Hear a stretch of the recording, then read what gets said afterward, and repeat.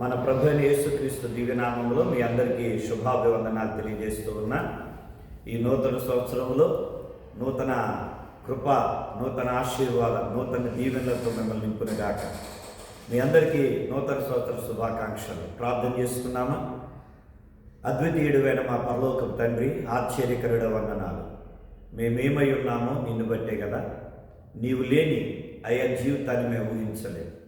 2025 మేము చూడగలుగుతున్నామంటే అది కేవలం నీ ఉచితమైన కృపనే కదా. అటు నీ కృప ఆశీర్వాదాలు మాపైన మెండుగా మీరు కృమ్మరించి నడిపించినందుకే, ఈ సంవత్సరం అంతా దీవెనకరంగా మారుస్తూ ఉన్నందుకే వందనాలు.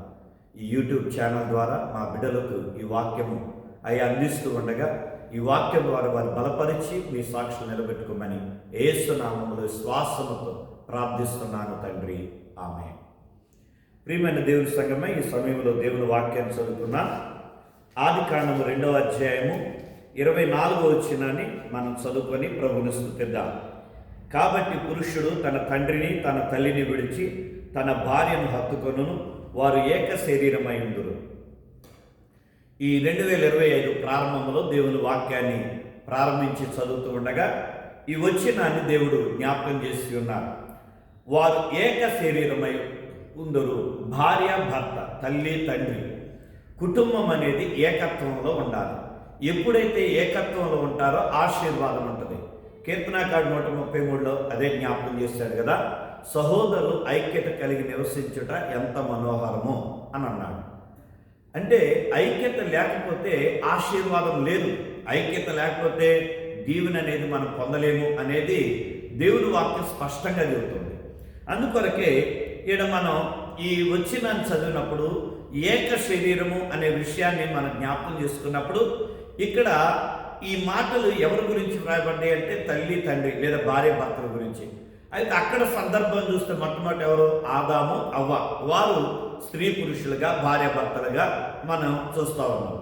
అయితే ఆ యొక్క తండ్రిని గురించి లేదా ఆ భర్తల గురించి దేవుడు ఒక ప్రశ్న వేశాడు. మొట్టమొదటి ప్రశ్న అనుకోవచ్చు. 3వ అధ్యాయము 9వ వచనాన్ని మనం చదువుకున్నప్పుడు, ఓ ఆదామా, నీవు ఎక్కడ ఉన్నావు అని అడుగుతున్నాడు. దేవుడు ఆదాముకి ఒక బాధ్యతను అప్పగించాడు. ఆ బాధ్యత ఏంటి? తను ఈ భూలోకాన్ని నిర్మించాలి, ఈ భూలోకాన్ని స్వాధీనపరచుకోవాలి, ఈ భూలోకములో ఉన్న సమస్త జీవరాశులను తన అధీనంలో ఉంచుకోవాలి, వాటిని లోపరుచుకోవాలి ఆయన. ఇది దేవుడిచ్చిన బాధ్యత. అలాగే తనకు ఒక భార్యనిచ్చాడు, ప్రేమించే భార్యనిచ్చాడు. ఆ భార్యని కూడా కాపాడుకోవాల్సిన బాధ్యత దేవుడు ఆదాముకి ఇచ్చాడు. అయితే మరి అవ్వమ్మ ఆ యొక్క పాపంలో పడిపోవటం, అంటే సర్పం చేత మోసగించబడటం, ఆ తప్పు చేయటం, ఆ తప్పులో ఈయన కూడా ఏకమైపోయాడు. ఏకమైపోయి ఆయన కూడా తప్పు చేయటం ద్వారా ఇప్పుడు దేవుని స్వరాన్ని వినగానే అతను వెళ్ళి దాక్కుంటూ ఉన్నాడు. ప్రియమైన సంగమా, దేవుని యొక్క వాక్యాన్ని బట్టి ఈ బాధ్యత లేనటువంటి పురుషుడు ఏ కుటుంబంలో అయితే ఆ బాధ్యతను విస్మరిస్తాడో పురుషుడు, ఆ కుటుంబం ఎలా ఉంటుందంటే దారి తప్పిపోయిన కుటుంబంగా ఉంటుంది. మరి దారి తప్పిపోయిన భార్యలు చెడ్డవారైపోతారు, పిల్లలు చెడు తిరుగులకై చెడు అలవాట్ల బానిసలైపోతారు, ఆ కుటుంబం అంతా కూడా చిన్నాభిన్నమైపోతుంది. దీనికి కారణం ఎవరంటే పురుషుడుగా తన బాధ్యతని నిర్వర్తించలేకపోవటం వల్ల. అలాగే సమాజంలో గౌరవాన్ని కోల్పోతాడు. అలాగే సమాధానం అనేది, సంతోషం అనేది అతని జీవితంలో కానీ అతని కుటుంబంలో కానీ ఉండదు. దేవుని వాక్యం చెబుతుంది, చాలామంది ఇలాంటి కుటుంబాలు ఉండే. మరి లోతు కుటుంబం అలాగే ఉంది. ఆ లోతు కుటుంబాన్ని కాపాడుకోలేకపోయాడు, కానీ అబ్రహాము తన కుటుంబాన్ని కాపాడుకున్నట్లుగా చూడవచ్చు. అలాగే యోసేపు తన కుటుంబాన్ని కాపాడుకున్నాడు. మరి ఇలా బైబిల్లో చాలామంది భక్తుల జీవితాలు మనం చూస్తూ ఉంటే కాపాడుకున్న వారు ఉన్నారు, కాపాడుకోలేకపోయినటువంటి వారు కూడా మనం చూస్తూ ఉన్నాం. అయితే ఈ ఉదయకాల సమయంలో, ఈ నూతన సంవత్సరంలో ప్రియమైనటువంటి పురుషులారా, దేవుని యొక్క సంగమా, నీవు నీ యొక్క కుటుంబంలో దేవుడు నీకు ఒక బాధ్యతనిచ్చాడు. తండ్రిగా నీకు బాధ్యత ఉంది. నీ భార్యని, నీ బిడ్డలను చూసుకోవాలి. అలాగే భర్తగా నీకు బాధ్యత ఉన్నది. అలాగే కుటుంబ యజమానిగా దేవుడు నీకు నీ కుటుంబాన్ని జాగ్రత్తగా కాపాడుకోమని చెబుతున్నాడు. దుష్టుని యొక్క పన్నాగాల నుంచి నీ కుటుంబాన్ని కాపాడుకోవాలి. అలాగే ఇదిగో అపవాది వాడు వేసే ప్రతి వలన నీ బిడ్డలు చిక్కుపడకుండా కాపాడుకోవాలి. లోకములో నీ బిడ్డలు చెడిపోకుండా, నీ కుటుంబం అగౌరవానికి గురి కాకుండా నీ కుటుంబాన్ని కాపాడుకోవాల్సిన బాధ్యత నీకున్నది. కానీ నువ్వేం చేస్తున్నావు? ఆ బాధ్యతను విస్మరించి ఒకవేళ నువ్వు దాక్కుంటున్నావా? నువ్వు లోక సంబంధమైన అలవాట్ల బానిసలైపోయి, లోక సంబంధమైన పాపంలో పడిపోయి నీ కుటుంబానికి దూరంగా వారికి ముఖం చూపించలేక దాక్కుంటున్నావా? అలాగే దేవుని దగ్గర రావటానికి ఆ పాపం నీకు అడ్డుగా ఉండగా, ఆ పాపాన్ని బట్టి, ఆ భయాన్ని బట్టి నువ్వు దేవుని దగ్గరికి రాకుండా ఒకవేళ నువ్వు ఇంట్లో దాక్కుంటున్నావా? అయితే దేవుడు చెబుతూ ఉన్నటువంటి మాట, నువ్వు బయటికి రా, దేవుని ముందుకు వచ్చి దేవుని ఎదుట నిలబడి నువ్వు పశ్చాత్తాపడి నీ పాపాలు ఒప్పుకొని నువ్వు దేవుని అడిగినట్లయితే దేవుడు నిన్ను ఒక బాధ్యత కలిగిన తండ్రిగా, ఒక బాధ్యత కలిగినటువంటి భర్తగా దేవుడు నిన్ను ఆశీర్వదిస్తాడు. యోబు బాధ్యత కలిగిన తండ్రిగా ఉన్నాడు, బాధ్యత కలిగిన భర్తగా ఉన్నాడు. ప్రియమైనటువంటి దేవుని యొక్క సంగమ, మరి ఉదయకాల సమయంలో ఈ 2025 సంవత్సరంలో నువ్వు అలా ఉండగలవా? నువ్వు అలా జీవించగలవా? ఒకసారి మనం ఆలోచన చేయాలి. అందుకనే న్యాయాధిపతుల గ్రంథంలో 13వ అధ్యాయంలో మరి మానోహ తన భార్య మానోహ అడుగుతున్నాడు, అయ్యా ఇరుగు మాకు ఇచ్చే పిల్లవాడిని మేము ఎలా పెంచాలి, అతను ఎలాగా చూసుకోవాలి, అతను ఎలా కాపాడుకోవాలి, మాకు బోధించు నాయనని దేవుణ్ణి అడుగుతూ ఉన్నారు. అది బాధ్యత కలిగిన తండ్రి చేసే పని. అంటే దేవుని సన్నిధికి వచ్చి నీ కుటుంబం కొరకు మొరపెట్టాలి, నీ కుటుంబం గురించి అడగాలి, నీ కుటుంబ విషయంలో ఉన్న పరిస్థితుల గురించి వేడుకునే వ్యక్తిగా నువ్వు ఉండాలి. రెండవదిగా మనం చూసినట్లయితే స్త్రీ గురించి దేవుడు ఒక ప్రశ్నేస్తున్నాడు. ఆ స్త్రీతో అంటూ ఉన్నాడు, నువ్వు చేసినది ఏమిటి అని దేవుడు ప్రశ్నించాడు. మనం కూడా ఈ లోకంలో ప్రశ్నిస్తే నేనేం చేయలేదంటారు. స్త్రీలైనటువంటి వారు, యవనస్తులైనా పెద్దవారైనా ఎవరైనా, ఏంటమ్మా ఈ పని ఇలా చేసామంటే నేను ఎప్పుడు చేశాను, నేను చేయలేదు అంటే వేరే వారి మీద నెపాన్ని వేయటానికి చూస్తాం, మనం సాకులు చూస్తాం, ఇతరుల మీద నిందారోపణ చేయడానికి ప్రయత్నం చేస్తాం. ఇక్కడ ఈ స్త్రీ కూడా నేనేం చేశా, నేను కాదు, ఇదిగో సర్పం నన్ను మోసుకొచ్చింది అని సర్పం మీద వేస్తూ ఉన్నది. ఈ దినాల్లో ప్రతి ఫ్యామిలీలో ఇదే జరుగుతుంది. అమ్మ ఇదేంటి ఇక్కడ పెట్టాను, ఇక్కడ లేదు అని అంటే ఏవో పిల్లలు తీశారని చూడు అని అంటారు. అంటే పిల్లల మీద పెట్టేస్తారు. పొరపాటున ఒకవేళ ఆమె తీసి ఎక్కడ పెట్టినా అంటే బాధ్యత అనేది స్త్రీ కలిగి ఉండాలి. సామెతల 31లో ఒక బాధ్యత కలిగిన స్త్రీ గురించి ఆ జ్ఞాని అయిన సొలొమోను ఎంత వివరంగా రాశాడు.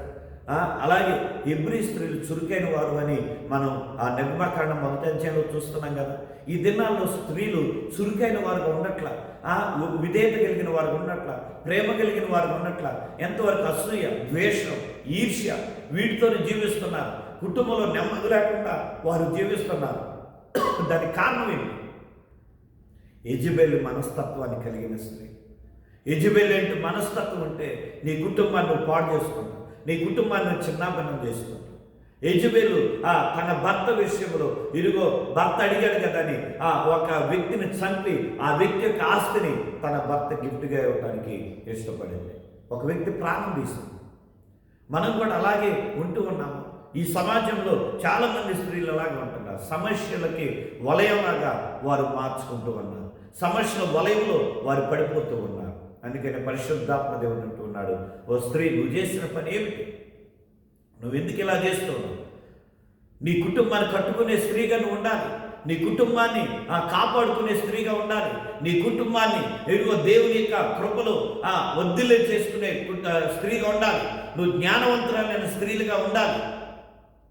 నీ భర్త నీ బిడ్డలు లేచి ఇదిగో ధన్యురాలు అని పలికే ఆ స్త్రీగా నువ్వు ఉండాలి. ఇది దేవుడు చెబుతుంది. కానీ ఈ దినాల్లో స్త్రీలు అలాగా గౌరవాన్ని తెచ్చుకోలేకపోతున్నారు. వారి గౌరవాన్ని వారే కోల్పోతున్నారు. వారి కుటుంబ గౌరవాన్ని వారే పోగొట్టుకుంటూ ఉన్నారు. ప్రియమైన దేవుని బిడ్డలారా, మన మాటలు, మన క్రియలు, మన చేత సాగుతుంది కదా, ఇంటికి దీపం ఇల్లాలు అన్నారు. ఆ దీపం వెలుగుతూ ఉండాలి. ఆ దీపంలో ఇల్లు చక్కపరుచుకోవాలి. కానీ ఈ దినాల్లో దీపాలు ఆర్పేసేలాగా ఉండాలి. అలా ఉండకూడదు. మనం దేవుని వాక్యం చెబుతూ ఉన్నది. అన్యదా భావించొద్దు ఈ మాట అన్నాను. మిమ్మల్ని అంటలేదు, సామెతను బట్టి ప్రభువుని స్తుతిస్తూ ఉన్నాను.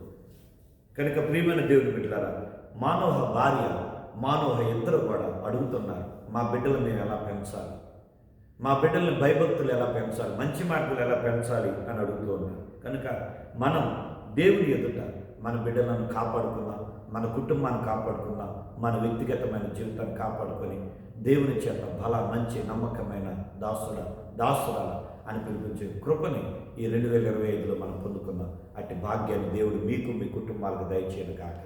ఆమేన్. పరిశుద్ధుడైన తండ్రి, నీకు వందనాలు. ఈ 2025 మా బిడ్డలను దీవించండి. ప్రతి పురుషుని, ప్రతి స్త్రీని, ప్రతి యవనస్తుని, యవనురాలను మీరు ఆశీర్వదించండి. వారిని ఎదుటి యోగ్యులుగా ఉండినట్టు మంచి నమ్మకమైన దాసుడాన్ని నీ చేత పిలువబడినట్లుగా, మంచి నమ్మకమైన దాసురాలను నీ చేత పిలువబడినట్లుగా మా బిడ్డలను దీవించండి. వారి కష్టాన్ని దీవించండి, వారి ప్రయాసాన్ని దీవించండి, వారి మార్గాలు సరళం చేయండి. వారు వెలుచున్న ప్రతి చోట ఆశీర్వాదాన్ని ఉంచండి. అయ్యా, ప్రతి చీకటి శక్తులను లయపరచండి, అంధకార శక్తులను బ్రేక్ చేయండి. ఈ 2025 అంతా దీవెనకరంగా మార్చి మీ సాక్షులు ఉంచమని, మీరే అభయాన్ని ఇచ్చి నడిపించమని యేసు నామములో ప్రార్థించండి. పుణ్యం నా పరమ తండ్రి. ఆమేన్. పరమ తండ్రి అయిన దేవుని ప్రేమ, రక్షకుడైన క్రీస్తు వారి కృప, పరిశుద్ధాత్మ నిత్య సన్నిధి ఆయన రాకడ వరకు సదా తోడై ఉండి సమస్త విషయాల్లో మిమ్మల్ని దీవించును గాక. ఆమేన్. అందరికి వందనాలు. దేవుడు మిమ్మల్ని దీవించును గాక. May God bless you.